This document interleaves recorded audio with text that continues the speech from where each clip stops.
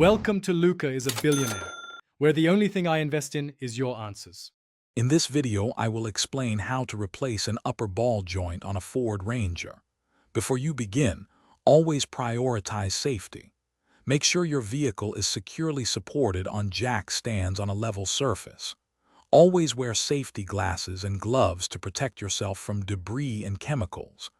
Double-check that everything is stable before you start any work underneath the truck. Now, let's get to removing the old ball joint. Start by safely removing the wheel, then carefully detach the brake caliper and hang it securely without stressing the brake line. Next, separate the tie rod end from the steering knuckle. Finally, loosen and remove the castle nut securing the upper ball joint to the steering knuckle, preparing it for removal. With the old ball joint removed, it's time for the new one.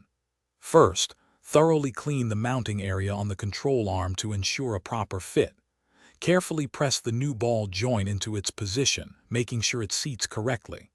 Then, reassemble the steering knuckle, tie rod and brake caliper, tightening all fasteners to their specified torque values.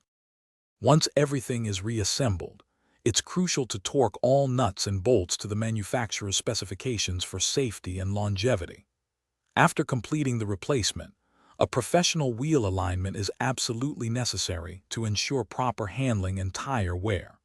For more great deals and to upgrade your home cleaning, check out the link in the description for the Shark AI Ultra Robot Vacuum and other fantastic offers.